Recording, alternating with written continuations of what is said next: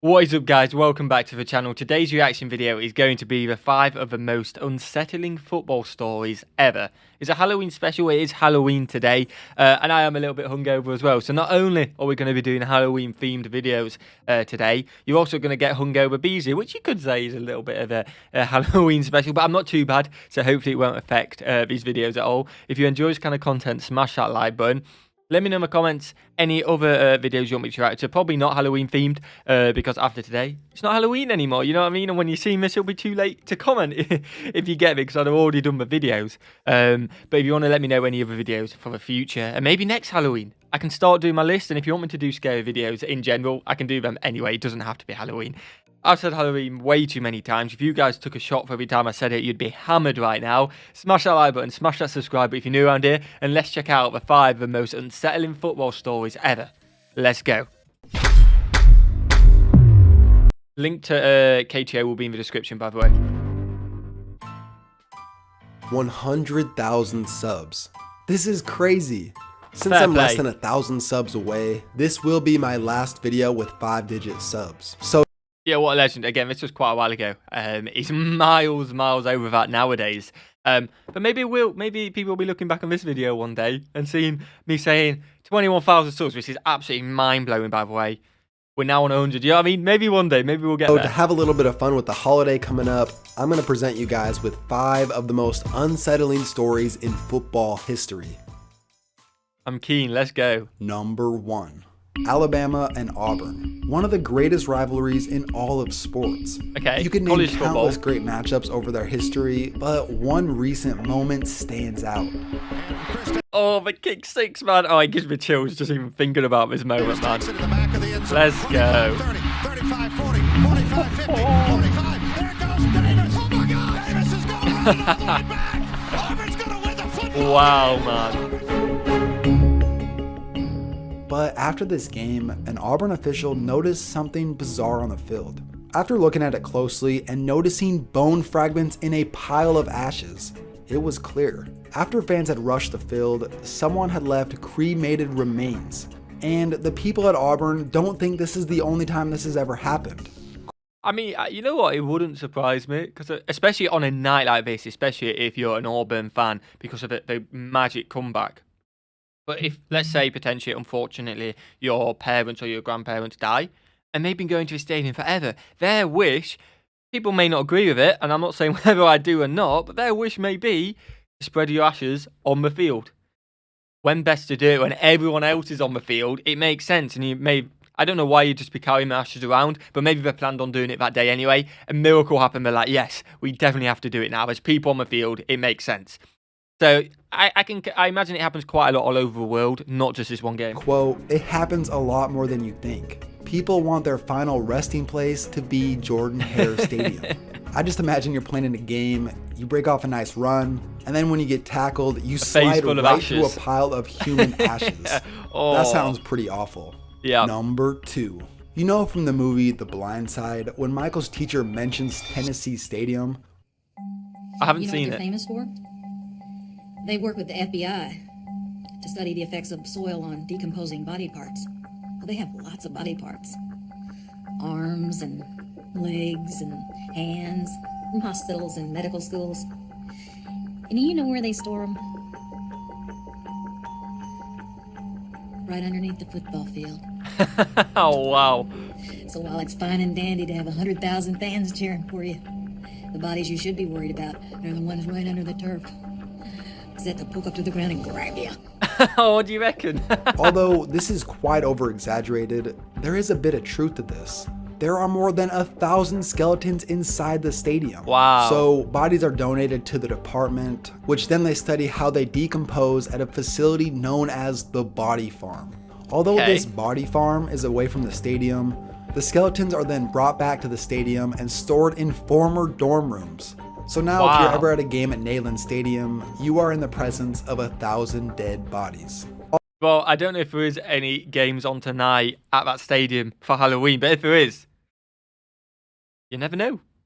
Halloween. That's all I'm saying. I'd be a little bit petrified. Also, here's another quick stadium story.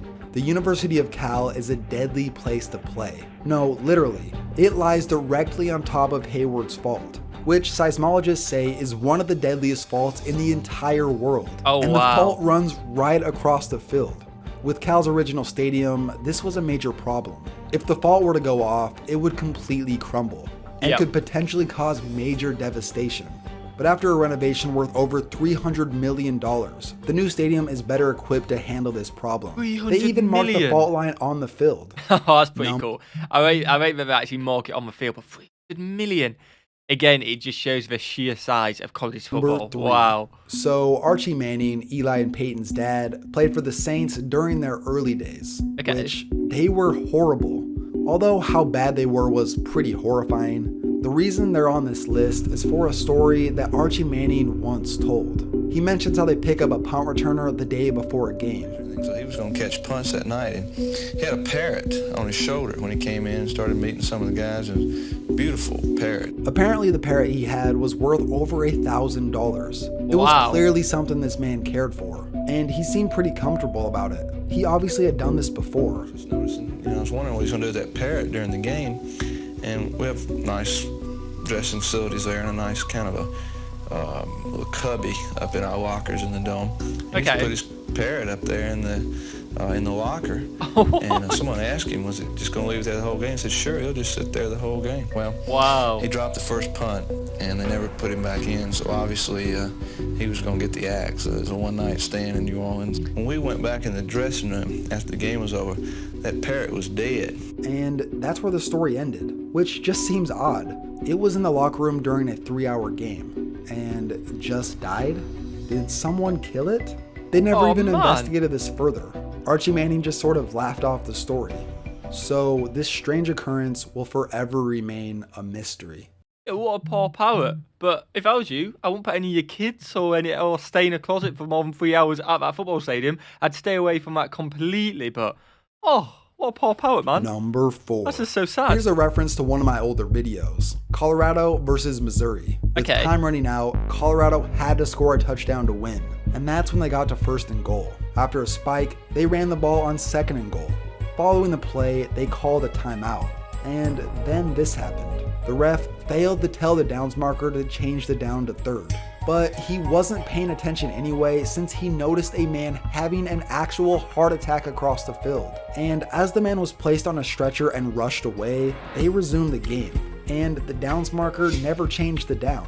Therefore, Oh, wow. eventually leading to the infamous 5th down. 5th down. The person that had a Oh. heart attack would later be okay. I was just literally just about to pause to make sure that guy was okay. Like, that's absolutely awful. But that heart attack, he's okay. And again, it affects him. But maybe if he's a big enough fan, maybe he's like, again, life is more important than sport. But maybe he's like, yes, I have contributed to the 5th down. And I hope that is the guy who had it. Like, he's looking at a smile on his face if it is him. Fair play. He's like, yeah. That's right. I caused us to win because I'm assuming they gate down on technically 4th down, but it was 5th down. But the fact that it happened at that exact moment helped create one of the most unusual sequence of events that somehow went unnoticed. Number 5.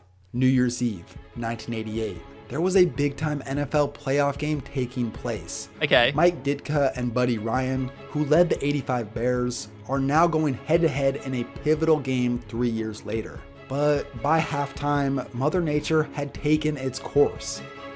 Wow, look at that, man. Our Look helicopter, at which that. was giving you the aerial shots, was forced to land because of this fog. Yeah, that helicopter has no chance of getting any images there. Wow. You ever played in anything like this? Look how bad that is. The fans, the announcers, even players and coaches on the sidelines couldn't see the action on the field. Wow. Our perspective. Like, how right are you there. still playing? How are they still playing this? We've reacted to bad weather, but it's unbelievable to me because who's even knowing what's going on? You know what I mean? The guy could have tricked everyone, ran to the end zone, be chilling there with it, and nobody knows for half an hour because they don't know where the ball is. You know what I mean? Like, what? Somewhere down there is a ball projector. Dennis Gentry. This Look is a at that spotter's mess. nightmare. Joe Cash and Nancy Lundquist are going nuts right now. It was at the point where players were calling their own plays, and the head ref had to announce what happened on every single play. Like the Super Bowl blackout, they should have stopped the game, but they didn't, even though it was virtually unplayable. Chicago would go on to win that game, but the Fog Bowl will forever remain in infamy. Incredible, Randall man. Cunningham talked about how he could see Mike Singletary before the play, and right as the snap would go off and he would start his drop back, he would disappear into the fog. Oh, That's wow. gotta be one of the scariest things I've ever heard. Look at that, man. A little bit of a disappearing act in the last one. They weren't really the most unsettling or scary stories, but it's all in good fun, and I enjoyed this video. Anyway, I'm not sure what other videos you guys are going to see today, but they may be a bit more scary than that. They may not be. I'm going to record them later today before you guys see them. So hopefully they are. Hopefully you've enjoyed this anyway. If you have, smash that like button, smash that subscribe button as well. I'd seriously appreciate it. And make sure you absolute legends. One, stay safe, have a great Halloween, and have a fantastic day. Peace.